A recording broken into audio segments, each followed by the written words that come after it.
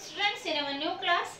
So अपना chapter चला था light reflection and reflection. Light reflection और रिफ्लेक्शन वाले चैप्टर में आप लाइट और रिफ्लेक्शन इतना टॉपिक कवर कर चुके थे। अब हम अपना नेक्स्ट टॉपिक लेके चल रहे हैं, दैट इज रिफ्रैक्शन। बहुत ही इंटरेस्टिंग टॉपिक है, तो स्टार्टिंग से लेते हैं इसको। Refraction, what do mean by refraction of light? Refraction of light, refraction of light किसे कहते हैं? तो क्या होता है बेटे, जब लाइट एक मीडियम से दूसरे मीडियम में ट्रांसफर होती है, एक मीडियम से दूसरे मीडियम में ट्रांसफर होती है, तो वो अपने पाथ को क्या कर लेती है? चेंज कर लेती है। अपने पाथ को क्या कर लेती है? चेंज कर लेती है। और लाइट के द्वारा एक मीडियम से दूसरे मीडियम में जाते वक्त अपने पाथ को चेंज करना ही क्या कहलाता है? रिफ्रैक्शन ऑफ लाइट कहलाता है। ठीक है, तो ये अब मैंने वर्ड बोला है मीडियम, जैसे ये अपनी एयर है, यहाँ पे क्या है? एयर। और यहाँ पे मैंने क्या लिख दी? एक रख दी है, एक ग्लास स्लैब रख दी है। ठीक है, ये क्या है? Glass slab. तो एयर अपना क्या हो गया? अलग मीडियम आ गया, और ग्लास स्लैब क्या आ गया? दूसरा मीडियम आ गया। और ये क्या आ गया? इसका इंटरफेस आ गया। क्या आ गया? इंटरफेस। इंटरफेस मींस ये दो मीडियम को अलग अलग डिपार्ट करने वाली पार्टिंग क्या लाइन है, इन दोनों को क्या करेगी? अलग अलग करेगी। इससे इस लाइन से ऊपर वाला तो एयर हो गया, इस लाइन से नीचे वाला क्या आ गया? ग्लास आ गया। तो दो मीडियम को ये क्या कर रहा है? डिफरेंशिएट कर रहा है, अलग अलग कर रहा है, दोनों को एक बीच में दीवार का काम कर रहा है, एक प्रकार से आप कह सकते हो। उसके बाद क्या है, जैसे एयर मीडियम है, अगर मैं यहाँ पर क्या कर दूं, ये अपनी एयर थी और यहाँ पे हमने क्या ले दिया? ये वाटर का एक बीकर रख दिया, सपोज करो। तो यहाँ से फिर से ये क्या गया? इंटरफेस लाइन होगी, दो मीडियम को डिफरेंशिएट कर रही है, अलग अलग कर रही है जो। और इसके ऊपर तो क्या आ गया? एयर मीडियम है, और नीचे क्या आ गया? ये वाटर है। ठीक है, तो लाइट जब एक मीडियम से दूसरे मीडियम में जाती है, तो वो अपने रास्ते को क्या कर लेती है? बदल लेती है। तो लाइट के द्वारा इस तरह से अपने रास्ते को बदलना क्या कहलाता है? रिफ्रैक्शन ऑफ लाइट कहलाता है बेटे। ठीक है, when light goes from one medium to another medium, then it changes its path. This phenomena is known as refraction of light. अपने पाथ को चेंज करना ही क्या कहलाता है? रिफ्रैक्शन ऑफ लाइट कहलाता है। चलो जी, तो अब हम इसको थोड़ा सा डिटेल में स्टडी करते हैं कि ये रिफ्रैक्शन ऑफ लाइट क्यों होता है, रीजन क्या है इसके पीछे। तो इसके लिए बेटा आपको एक नया वर्ड सुनना पड़ेगा, that is refractive index. Refractive index, ये रिफ्रैक्टिव इंडेक्स क्या है? इसको पहली बात तो हम किससे रिप्रेजेंट करते हैं? म्यू से। किससे रिप्रेजेंट करते हैं? म्यू। मैं इसको क्या बोल रहा हूँ? MEW, mu. म्यू क्या बोलते हैं? इसको म्यू बोलते हैं। ठीक है, इसको रिप्रेजेंट किससे करते हैं? म्यू से करते हैं। इसका फॉर्मूला क्या होता है? velocity of light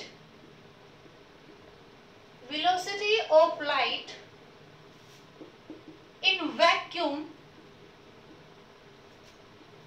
to the velocity of light in medium. velocity of light in medium क्या आ जाएगा इसका फॉर्मूला? C/V। जैसे यहाँ पर अपना क्या है? वैक्यूम है, ये अपना क्या है? वैक्यूम है। और वैक्यूम से ये लाइट क्या आ रही है? पहले वैक्यूम से आई और फिर अब ये किसके अंदर एंटर कर चुकी है? ये जैसे ग्लास के अंदर एंटर कर गई है। ठीक है, किसके अंदर एंटर किया है इसने? ग्लास के अंदर एंटर किया है। तो ग्लास के अंदर ये जब जा रही है, तो ये सीधी ना जाके अपने रास्ते को क्या कर लेगी? चेंज कर लेगी। अपने रास्ते को क्या कर लेगी? चेंज कर लेगी। तो इसने चेंज क्यों किया? क्योंकि ग्लास के रिफ्रैक्टिव इंडेक्स के कारण। अब ग्लास का रिफ्रैक्टिव इंडेक्स सपोज करो आपको फाइंड आउट करना है, तो ग्लास का रिफ्रैक्टिव इंडेक्स आप कैसे फाइंड आउट करोगे? रिफ्रैक्टिव इंडेक्स फाइंड आउट करने का फॉर्मूला क्या है? Speed of light in vacuum to the speed of light in medium. Speed of light in vacuum कितनी होती है? 3 × 10⁸ मीटर पर सेकंड होती है। वही लाइट अगर ग्लास के अंदर से चलेगी तो उसकी स्पीड क्या हो जाती है बेटा? कम हो जाती है। क्या हो जाती है? कम हो जाती है। कितनी कम हो जाती है? 2 × 10⁸ मीटर पर सेकंड, इतनी रह जाती है उसकी। तो जब आप इसको कट करोगे तो आपका यहाँ से आंसर कितना आ जाएगा? 1.5। तो ग्लास का जो रिफ्रैक्टिव इंडेक्स है बेटे वो कितना है? 1.5 है। अगर आपको यहाँ पे ग्लास ना होके यहाँ पे क्या आ जाए, ये अपना क्या है, वैक्यूम है, और यहाँ से लाइट अब किसके अंदर एंटर कर रही है, मान लो वाटर के अंदर एंटर कर रही है। तो जब ये वाटर के अंदर एंटर करेगी, इसको जाना तो ऐसे सीधा चाहिए था, लेकिन ये इधर आ गई, इधर आई है ये, ठीक है। तो ये इधर क्यों आई है, क्योंकि वाटर के अंदर जब ये लाइट गई है तब इसकी स्पीड क्या हो जाती है, चेंज हो जाती है। तब वाटर की स्पीड का फॉर्मूला आप कैसे निकालोगे, mu water, speed of light in vacuum कितनी है, 3 × 10⁸ डिवाइडेड बाय वाटर के अंदर इसकी स्पीड कितनी होती है, वाटर के अंदर इसकी स्पीड आ जाती है 2.25 × 10⁸। ये अप्रोक्सीमेटली इक्वल आ जाएगा किसके equal, 4/3, that is equal to 1.33 के अप्रोक्स आ जाएगा आपका रिफ्रैक्टिव इंडेक्स ऑफ वाटर। अब ये दो फॉर्मूले मैंने लिख के दिखा दिए, स्पीड ऑफ लाइट बता दी। आपके माइंड में एक क्वेश्चन आ रहा होगा कि जब लाइट वैक्यूम में चलती है, वैक्यूम में जाने के बाद जब ये ग्लास में चली या वाटर में चली, तो इसकी जो स्पीड है वो कम क्यों हुई। आपके माइंड में क्या क्वेश्चन आना चाहिए कि वैक्यूम से जब ये ग्लास और इसमें चली, वाटर में चली, तो इसकी स्पीड कम क्यों हुई है। एक बहुत अच्छा एग्जांपल देती हूँ बेटा इसके लिए। क्या, एक खुला रोड है, बिल्कुल एम्प्टी, आप उसके ऊपर रेस लगा रहे हो, ठीक, आपकी स्पीड देख ली आपने। अब वो रोड क्या है, खचाखच भरा हुआ है आदमियों से। अब उसी रोड पर वही इंसान फिर से रेस लगाए, तो आप सोच के देखो कौन से केस में उस इंसान की ज्यादा स्पीड होगी। जब एम्प्टी रोड था, बिल्कुल खाली रोड था, तब रेस लगा रहा था वो वाली रेस, या फिर जब रोड खचाखच भरा हुआ पूरा का पूरा तब वो रेस लगाए, तब कौन सी रेस ज्यादा होगी, डेफिनेटली रेस कौन सी होगी, इसकी पहले वाली होगी। तो यही केस होता है किसके साथ, लाइट के साथ। लाइट जब वैक्यूम में चलता है, वैक्यूम मींस बिल्कुल एम्प्टी, कुछ भी नहीं है वहां पर, तो वहां पे वो अपनी नॉर्मल स्पीड से चल रही है। लेकिन जब ग्लास आ गया, तो जब लाइट चलना स्टार्ट करेगी, तो ग्लास के जो पार्टिकल है उनसे वो स्ट्राइक होके चलेगी, टकरा के चलेगी। तो हर बार जब वो टकराती ऐसे जाएगी, तो उसकी स्पीड क्या हो जाएगी, कम हो जाएगी, क्योंकि उसको इतने तेज स्पीड से चलने का रास्ता नहीं मिल पा रहा, जैसा कि अभी मैंने उस आदमी वाला केस बताया था आपको, ठीक है बेटे। तो ये था वैक्यूम और ग्लास वाला। यही कहानी उसकी किसके साथ होती है, वाटर के साथ होती है। तो यहाँ से इसको देख के आप एक कंक्लूजन निकाल सकते हो। क्या कंक्लूजन निकाल सकते हो कि जिस मटेरियल का रिफ्रैक्टिव इंडेक्स जितना ज्यादा होगा, वो उतना ही क्या होगा, ऑप्टिकली डेंसर होगा। क्या होगा, ऑप्टिकली डेंसर। चलो एक और नया वर्ड आ गया यहाँ पे, क्या, डेंसर। एक होता है डेंसर बेटा, एक होता है रेयर। दो मीडियम होते हैं, जैसे हमने मीडियम वर्ड यूज किया था ना यहाँ पे एयर और ग्लास वाला। तो रेयर मीडियम किसे कहेंगे और डेंसर मीडियम किसे कहेंगे, जिस मीडियम के पार्टिकल पास हो, जिस मीडियम के पार्टिकल पास हो तो उसको क्या कह देंगे, डेंसर मीडियम। जिस मीडियम के पार्टिकल दूर हो तो उसको क्या कह देंगे, रेयर मीडियम। क्या कह देंगे, रेयर मीडियम। चलो ठीक है, अगर इतनी सी एक्सप्लेनेशन से अपना हल निकल जाता, तो मैंने आपसे पूछा कि बेटा वाटर बताओ फिर कैसा मीडियम है, रेयर मीडियम है या डेंसर मीडियम है। तो वाटर को मैंने आपसे पूछा है, बेटा वाटर के बारे में बताओ, वाटर को आप डेंसर मीडियम में रखोगे या रेयर मीडियम में रखोगे। तो बेटा किसी भी मीडियम को हम रेयर मीडियम कहेंगे या डेंसर मीडियम कहेंगे, वो किस बात पे डिपेंड करता है कि उसकी कंपैरिजन किसके साथ की जा रही है। जैसे मैंने आपसे पूछा ना कि वाटर का बताओ रिफ्रैक्टिव इंडेक्स, वाटर कैसा मीडियम है, रेयर है, डेंसर है। तो अगर मैं वाटर को आपसे पूछूं किसके बारे में, एयर की रिस्पेक्ट में या वैक्यूम की रिस्पेक्ट में, तो वाटर को आप क्या कहोगे, जी डेंसर मीडियम है जी। ये तो कैसा मीडियम है, डेंसर मीडियम है। लेकिन अगर इसी वाटर को मैं पूछूं किसकी कंपैरिजन में, ग्लास की कंपैरिजन में, वुड की कंपैरिजन में, तो अगर मैं इनकी कंपैरिजन में, प्लास्टिक की कंपैरिजन में, रबर की कंपैरिजन में, तो यही वाटर किसकी तरह काम करेगा, फिर रेयर मीडियम की तरह काम करेगा, ठीक है। तो वही वाटर है। अब वाटर को डेंसर कहें या रेयर कहें, तो इसलिए अपना अच्छे एक्सप्लेनेशन अगर आपने एग्जैक्ट आंसर देना है, तो किसी मीडियम को आप रेयर मीडियम कहोगे या डेंसर मीडियम कहोगे, वो किस बात पर डिपेंड करता है, वो इस बात पर डिपेंड करता है कि उसकी कंपैरिजन आप किसके साथ कर रहे हो, राइट। उसकी कंपैरिजन किसके साथ कर रहे हो, जिसके साथ कर रहे हो उसकी कंपैरिजन में उसके पार्टिकल पास है या दूर है। तो अगर वाटर को आप एयर के रिस्पेक्ट में देखोगे, तो एयर के रिस्पेक्ट में वाटर क्या हो जाएगा, डेंसर मीडियम, और अगर उसी वाटर को आप ग्लास के रिस्पेक्ट में देखोगे तो क्या हो जाएगा, ये रेयर मीडियम हो जाएगा। ठीक है, तो हमारा क्वेश्चन यहाँ से था कि जिस मीडियम का रिफ्रैक्टिव इंडेक्स जितना ज्यादा होगा वो उतना ही ऑप्टिकली डेंसर होगा। अब देखो वाटर का रिफ्रैक्टिव इंडेक्स कितना है, वाटर का रिफ्रैक्टिव इंडेक्स है 1.33 और इसका जो ग्लास का रिफ्रैक्टिव इंडेक्स है वो कितना है 1.5। इन दोनों में किसका रिफ्रैक्टिव इंडेक्स ज्यादा दिख रहा है आपको, ग्लास का। और यहाँ से हमने बताया भी था कि वाटर और ग्लास में से रेयर मीडियम कौन है, वाटर, तो ग्लास क्या हो जाएगा, डेंसर। तो जिसका रिफ्रैक्टिव इंडेक्स जितना ज्यादा होगा वो मीडियम उतना ही क्या होगा, ऑप्टिकली डेंसर होगा। तो ये दो चार रिफ्रैक्टिव इंडेक्स आप और याद रख लेना। सबसे कम रिफ्रैक्टिव इंडेक्स किसका होता है, वैक्यूम का, और एयर का रिफ्रैक्टिव इंडेक्स भी आप याद रख लोगे, दैट इज 1.003, और सबसे ज्यादा होता है किसका, डायमंड का, दैट इज 2.42। ठीक है, ये किसका रिफ्रैक्टिव इंडेक्स है, डायमंड का, ये एयर का, ये वाटर का, ये ग्लास का। ये 3-4 से तो कॉमनली हैं जो बार बार यूज होने वाले हैं, इनको तो आप याद रखेंगे। ठीक है, उसके बाद एक टर्म आती है रिलेटिव रिफ्रैक्टिव इंडेक्स। क्या टर्म आती है, रिलेटिव रिफ्रैक्टिव इंडेक्स। ये तो था रिफ्रैक्टिव इंडेक्स, इसको आप रिफ्रैक्टिव इंडेक्स भी बोल सकते हो या एब्सोल्यूट रिफ्रैक्टिव इंडेक्स भी कह सकते हैं, क्योंकि इसमें जो कंपैरिजन हम करके चलते हैं वो किसकी लेके चलते हैं, वैक्यूम के साथ किसी भी पर्टिकुलर मीडियम की लेके चलते हैं। ठीक है, अब हम लेके चल रहे हैं relative refractive index, relative refractive index.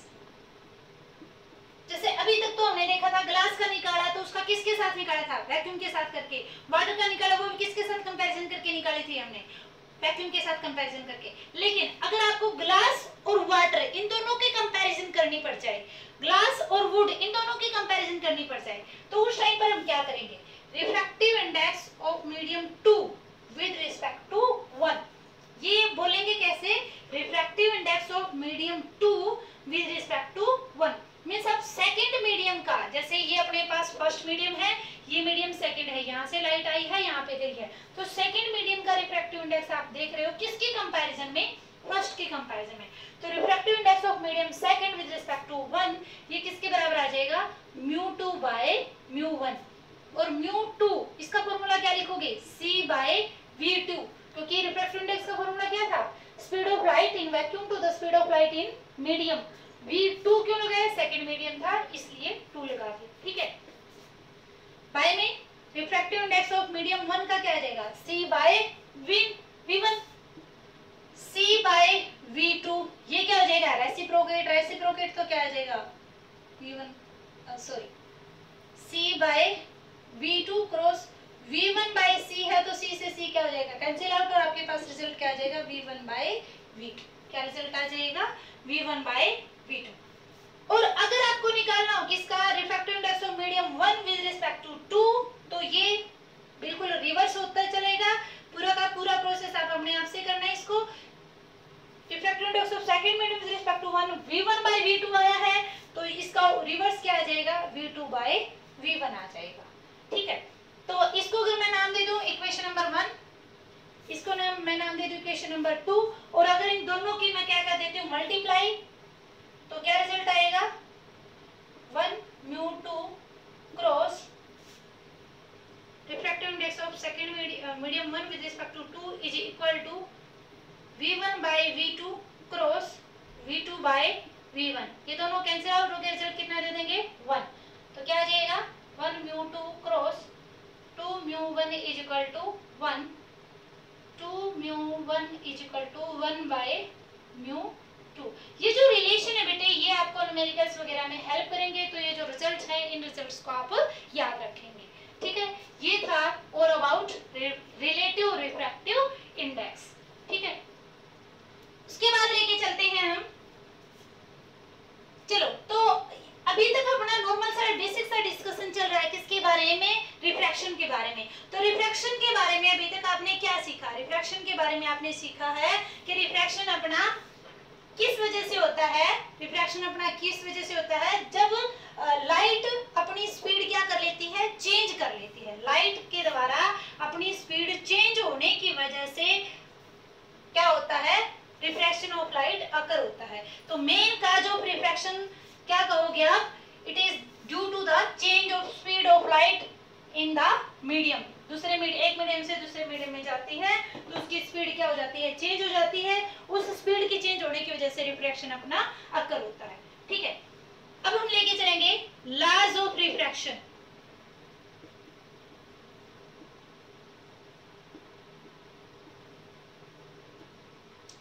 Laws of refraction क्या कहते हैं?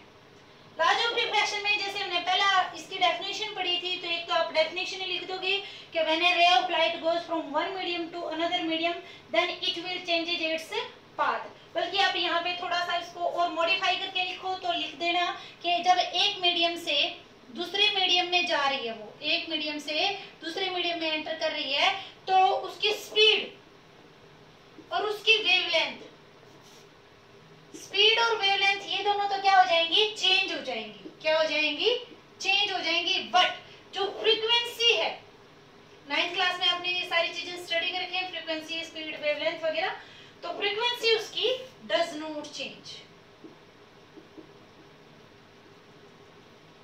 पहला लॉ ऑफ रिफ्रैक्शन क्या कहता है कि जब एक वेव जब अपनी लाइट क्या करेगी, एक मीडियम से दूसरे मीडियम में एंटर कर रही है, तो उसकी स्पीड और वेवलेंथ ये दोनों तो चेंज हो जाएंगी, बट जो उसकी फ्रीक्वेंसी है वो चेंज नहीं होगी।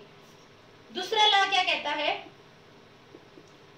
लॉज ऑफ रिफ्लेक्शन में आपने केवल 2 लॉ याद रखे थे, इसमें आप 3 लॉ याद रखोगे। ठीक है, दूसरा लॉ वही जो हमने फर्स्ट लॉज ऑफ रिफ्लेक्शन में स्टडी किया था, that is incident ray, refracted रे। यहाँ पर वर्ड आप यूज करोगे रिफ्रैक्टेड, पहले यूज करते थे रिफ्लेक्टेड, रिफ्रैक्टेड रे and normal, all lie in the same plane, all lie in the same plane। ठीक है, मीन्स ये लाइट है, ये एक डिपार्चर लाइन है, ये एक मीडियम में से लाइट आई है, ये अपना क्या है, नॉर्मल है, और एक मीडियम से दूसरे मीडियम में जब ये गई है तो इसको जाना तो ऐसे सीधा चाहिए था, लेकिन ये इस तरफ चेंज हो गई है। तो रिफ्रैक्टेड रे, इंसिडेंट रे और नॉर्मल, ये तीनों के तीनों एक ही प्लेन में लाई करने चाहिए। ठीक है, तीसरा है mu is equal to sine i by sine r. अब आप इस आई को तो पहचानते होंगे, आई क्या था, एंगल ऑफ इंसिडेंस, आर क्या था, एंगल ऑफ रिफ्रैक्शन। वहां पे रिफ्लेक्शन बोलते थे, यहाँ पर रिफ्रैक्शन बोल देंगे, ये ध्यान रखेंगे। और म्यू क्या है, रिफ्रैक्टिव इंडेक्स। तो अपना थर्ड लॉ आप जब डेफिनेशन फॉर्म में, वर्ड्स की फॉर्म में लिखोगे तो क्या लिखोगे, ratio of sine of incidence angle to the sine of angle of refraction is always constant. ये इन दोनों की sine i by sine r की जो वैल्यू होगी वो हमेशा क्या रहेगी, कांस्टेंट रहेगी। ठीक है, मींस पहले तो आपने इतने एंगल पे लाइट भेजी है, तो एंगल ऑफ ये एंगल आई था, ये एंगल आर था, तो इन दोनों की वैल्यू आपने लिखी तो कुछ वैल्यू आ गई। अब आपने इस लाइट को इस तरह से इतना एंगल बढ़ाते हुए ना भेज के आपने इसको इस तरह से भेजा है, इतना एंगल बढ़ा दिया आपने, तो अगर आपने इसका आई चेंज किया है ना, तो उसी के अकॉर्डिंग इसका आर भी चेंज हो जाएगा, आर चेंज हो जाएगा, और इस तरह से इन दोनों की रेशियो रहेगी, वो अभी भी उतना ही रिजल्ट देगी जितना कि पहले दे रही थी। तो ये आप बता दोगे किसके बारे में, इसके थर्ड लॉ ऑफ रिफ्रैक्शन के बारे में। ठीक है बेटे, तो ये 3 लॉ है, 3 लॉज ऑफ रिफ्रैक्शन है, इनको आप अच्छे से याद रखेंगे। उसके बाद नेक्स्ट जो टॉपिक है वो हम करेंगे नेक्स्ट क्लास में। अभी तक के लिए आपको याद रखना है क्या क्या, लॉज ऑफ रिफ्रैक्शन याद रखने हैं, और रिफ्रैक्टिव इंडेक्स का फॉर्मूला क्या है, रिलेटिव रिफ्रैक्टिव इंडेक्स का फॉर्मूला क्या है, रिफ्रैक्टिव इंडेक्स की वजह कौन से मीडियम को आप ज्यादा ऑप्टिकली डेंसर मीडियम कहोगे, कम रिफ्रैक्टिव इंडेक्स वाले को या ज्यादा को, तो कौन सा था जिसका रिफ्रैक्टिव इंडेक्स ज्यादा है उसका वो मीडियम भी क्या हो जाएगा, ऑप्टिकली ज्यादा डेंसर हो जाएगा। ठीक है, तो नेक्स्ट टॉपिक हम नेक्स्ट क्लास में करेंगे। That's all for today, thank you very much.